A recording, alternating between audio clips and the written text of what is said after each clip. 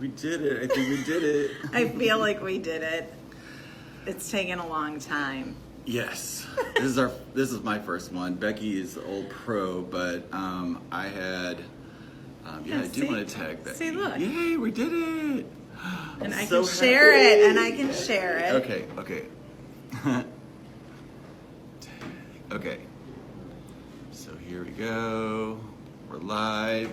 And this is, I do a series on my Facebook page every week called HotSpot, and I focus on spotlighting places around town that are like up and coming, like the hot spots of the, just showcasing entrepreneurs. I'm an entrepreneur, Becky's an entrepreneur, and I just wanted to do a Facebook Live where I spotlighted you and getting out of my comfort zone, and I wanted to first just know the story. I think the stories are what connect us all, and I've known you for 10 years. We've known each other way longer than that, I think.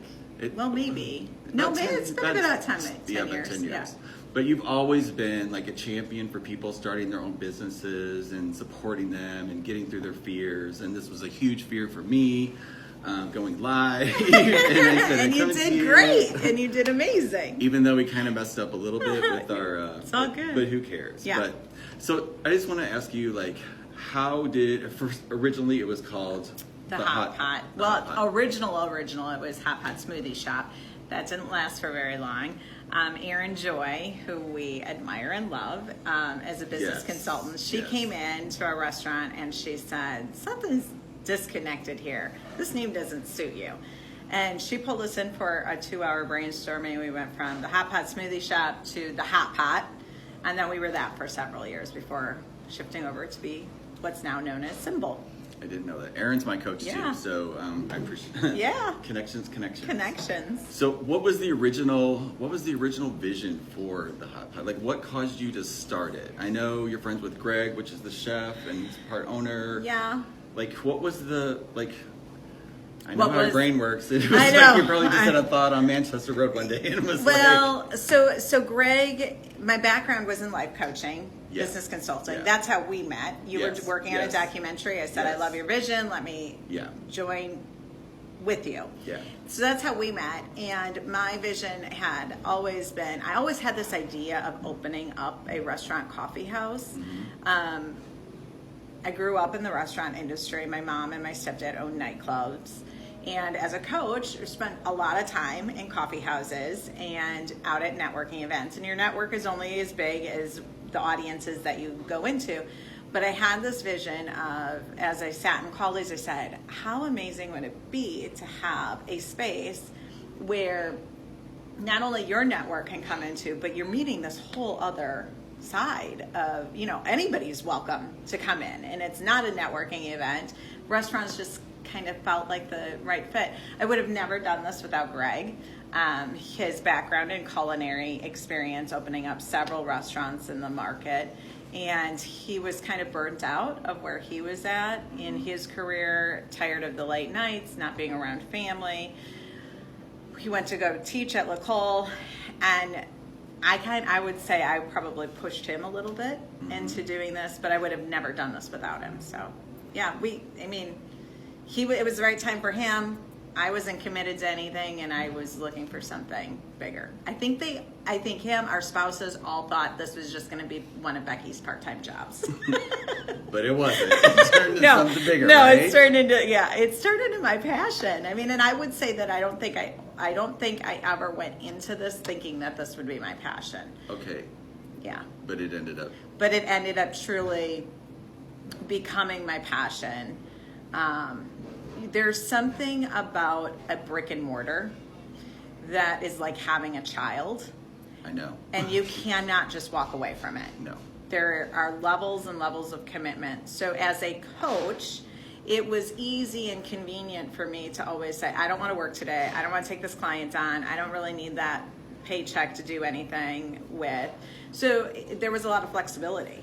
When you go into this, and then you have employees and you have insurance, there's a lot of risk, and you can't ever just walk away from it. Well, you can, but that's a lot of. No, that's true. That's a whole other thing. I had a salon business for 10, 15 years before I started doing real estate, and it was, you're chained to it, lock, stock, and barrel. But you figured out a way that you're still out in the public and you're still supporting people. People come to you for, I mean, to me, you're like the connector person. Like, if I want to know anything about anybody, it's like, hey, Becky knows. I was in a meeting yesterday and your name came up twice. You know, so that's awesome. I was like, I know her too.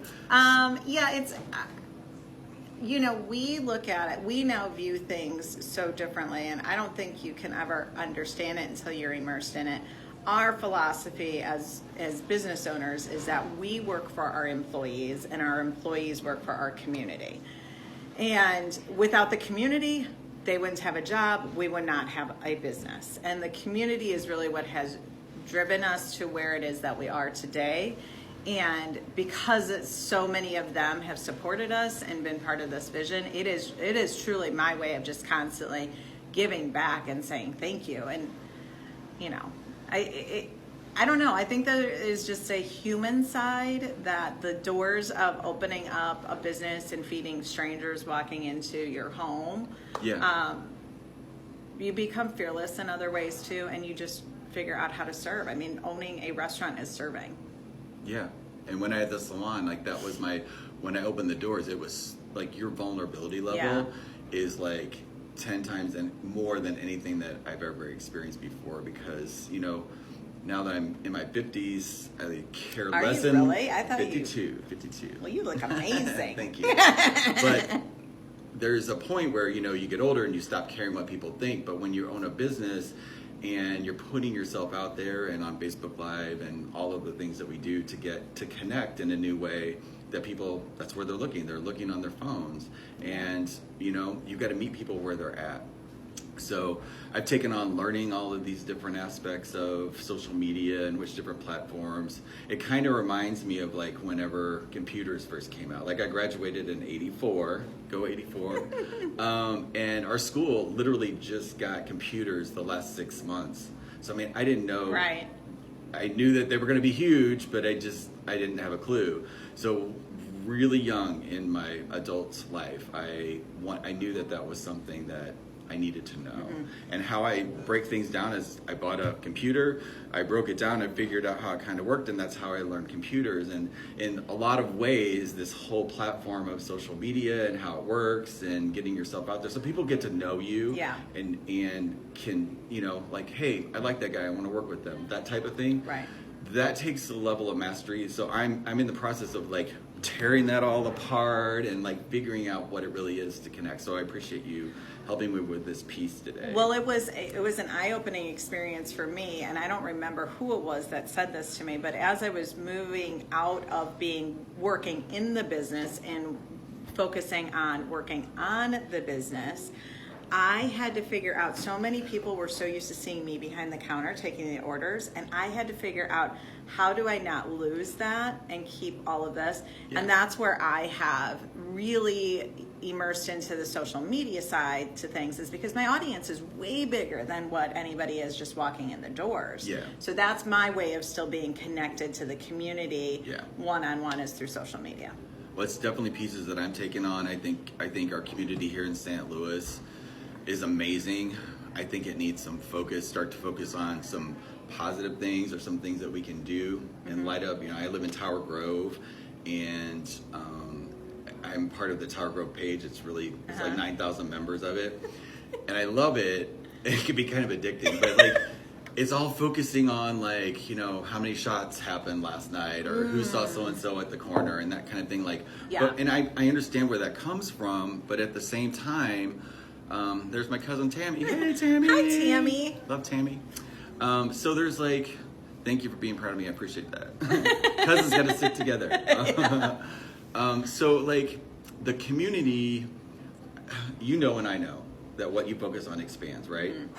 And everything's energy. I was a coach too, And I was sort of scared to bring that element of myself into my business. Yeah, I know that feeling. Because it's weird. I know that what feeling. What are people going to think of you? But that's the truth, and I can't hide that anymore. And so I'm literally integrating that in everything I do, because everything's energy. Houses are energy. Your businesses are energy. The people that come in, it's all. I love harmony, and I hate conflict. And so when I see those things, I see where it's coming from, but I also want to okay, what's one thing that we can make it better? Yeah. What's one thing that we can make it better? And we all start collecting those things, we can all make it better together. So that's where I'm coming from, and that's why I'm here. And I love what you do. I know where you're at now. I've followed you all along. I didn't live here in St. Louis right when you first opened, but as soon as I came back, I was here, and I love how it is now with the SymBowls. I know it was always there with your focus on the different food being alive. The food here is alive, and how you prepare it in the bowls. I absolutely, and the focus on the different, I have an autoimmune disease, I have lupus, and you have special foods for that thing that you've worked out, and they're all tell me more about that and how that came about, because that's such an interesting concept. Well, Greg truly is the master chef when we talk about this, and if it was not for him and his expertise and knowledge, it would have been really challenging. Really what it is we listen to the community that was walking in our doors, and because his cooking was traditionally just very clean, our menu really has not changed much at all since we opened up. It's all pretty much exactly the same still. But as the community was coming in and we were hearing about paleo and we were hearing about autoimmune, we had some really great regular customers that just taught us. And Greg would tweak things and play with things. And then we'd start seeing this influx of people that would be coming in, and we'd be like, how'd you hear about us? Well, it was their doctors. It was their doctors, their functional and integrative health practitioners that were sending their patients into us. So then that became a community that I wasn't aware of. The doctors knew who we were, and they were sending their patients in, and they were possibly... Really? Yeah. So they were possibly in here eating, but I didn't know who they were. And when I started realizing this, I said, I need to know who these people are. And I didn't know much of anything. I studied metaphysics, and I studied with a naturopath years ago, but I didn't know what all of this, I didn't know what autoimmune was. I didn't know really, I knew what celiac was, but I didn't know what caused celiac. What were all of the symptoms? What were all of the things out there? Yeah. So I started having conversations with the doctors, and then that's how my podcast moved from Find Your Inner Flavor to Functional Fridays, where I was interviewing health practitioners on specific ailments, and realizing that we are on a neutral territory as a restaurant. I'm not a doctor, and at the time I was not a patient to a doctor, but we were hearing the struggles of the patients. And as a coach, when you hear the struggles, you try to figure out, how do I connect the dots to give them strength and hope and to progress to whatever it is that they're wanting to achieve and do. And through that, we just started connecting the dots, and we started figuring out and trying to figure out, how do we expand this without giving our employees the wealth of knowledge that Greg and I had through years of education.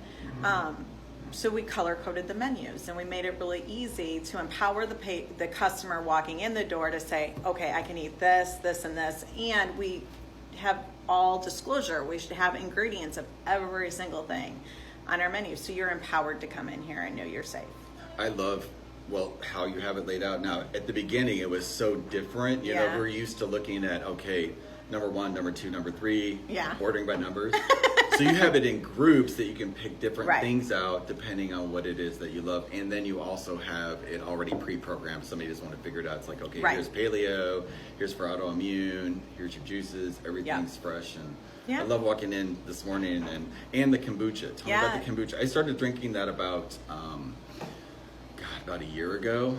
And I started, Corinne? Yeah. Shailene? Yeah, so, I know. Yeah, she's helped me out so love much. Her. I love her. Love Corey's work. So, So I don't have any symptoms anymore. Once I got everything balanced and started understanding what food was really doing to my body. And I just want to acknowledge you for taking that on and bringing that to the public, because to my knowledge, at the degree in which you have it. I don't know. That doesn't exist. It doesn't really exist. I mean, when we rebranded, we had a company that researched us from the East Coast to the West Coast, identified some of the leading trends, and the reality is what we do is progressive. It's not really being done. And as an entrepreneur, you have to do things differently. You've got to kind of stay one step ahead of whatever the next thing is. And I do strongly believe that food is going to be more impactful, and people are realizing that we've devalued food for so many years that it's time we start valuing it again, and they're asking the right questions. Yeah. Well, I so appreciate this conversation. I love it, but I want to dive in just a little bit. Because, like, diving, are there sharks in the water? I know there's no wins without some struggle. So, like, having somebody watching that is either A, has a business or thinking about starting one, like, it's not for the faint of heart, you know? So, what were some of the things that you and I both know, like, whatever you overcome really is just helping you elevate and evolve. But when you're in it, none of that matters. Right. It's about so what were some of the struggles that you, like, some of the big things that stick out to you, and what did you learn from it? Well, there's several. You know, the first one was when we opened our doors, we had $300 in our account. You have to project that whatever you think it's going to cost, add at least 20% more to it. Yeah. Our St. Charles location was probably our biggest hurdle. You know, we moved into an area that we thought we would be successful in. It was our most requested location. We were probably too aggressive with going into a third location as quickly as we did. And we had high hopes that you're going to go into a community that is seeking this.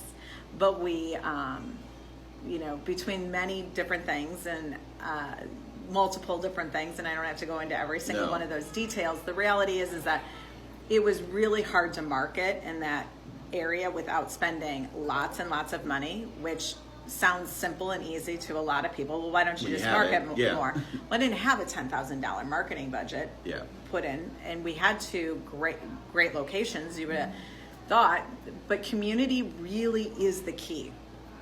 And St. Charles was really hard to find that niche community of regulars to come in, and that's how Kirkwood and Chesterfield have succeeded. When you find that community very quickly and they become your regulars, they pay your bills. Yeah. Everything else becomes extra. And so St. Charles was, you know, you go into debt to open it up. Yeah. You sign leases, and we had to make a business decision that was, because it was literally just sucking, not only from the other two businesses, but from our lives. And it was money. What were we dealing with? We were dealing with money. And the reality is if you're only dealing with money, anything can get figured out. There is nothing that they can do. They can sue you, they can go but you're not going to end up in jail. You're not going to die. It's money. Yeah. And yes, they may be tough, and yes, they may be, I didn't care. I was just kind of like, we're making a business decision. We don't have the money, so you can keep fighting all you want. And we came to a conclusion that we felt was a very good win-win. It was an integrity for us. Yeah. It was integrity, I believe, for them. And we just made a business decision to shut the doors, pick up from there, and move forward. And it was probably one of the absolute best decisions we could have made. Yes, there's some money pieces, but the money pieces can always get figured out. Yeah. What was the thing that, after that happened, like what do you have now from that experience that you bring to the two locations that you do? I have freedom. Freedom? Yeah, 3 locations was a stretch when you're trying to hire for 3 locations. I felt very much like I was losing myself.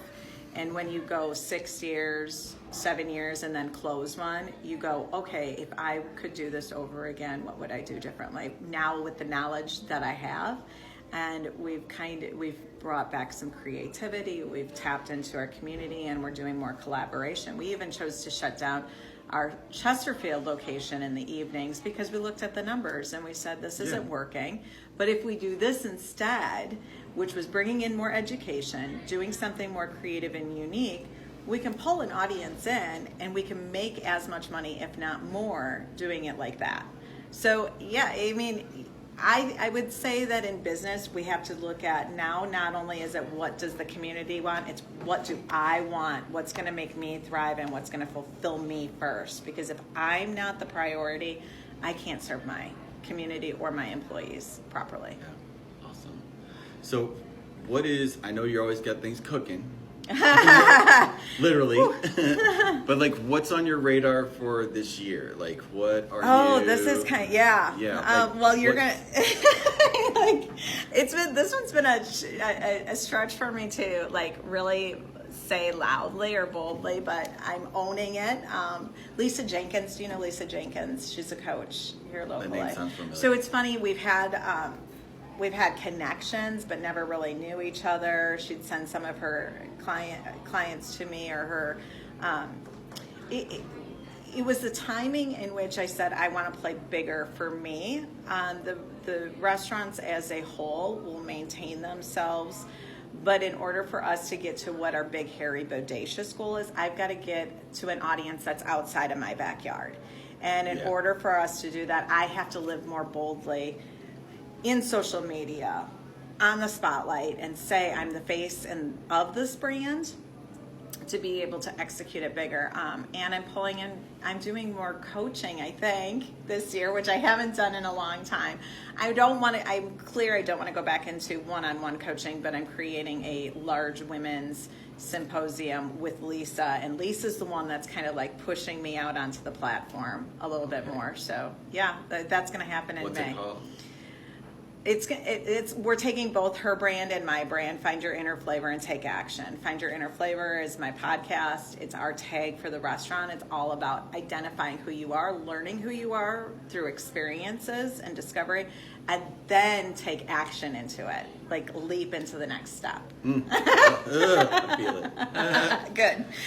Well, so that's in the creation mode, but yes, that's happening. Anything else that you can share?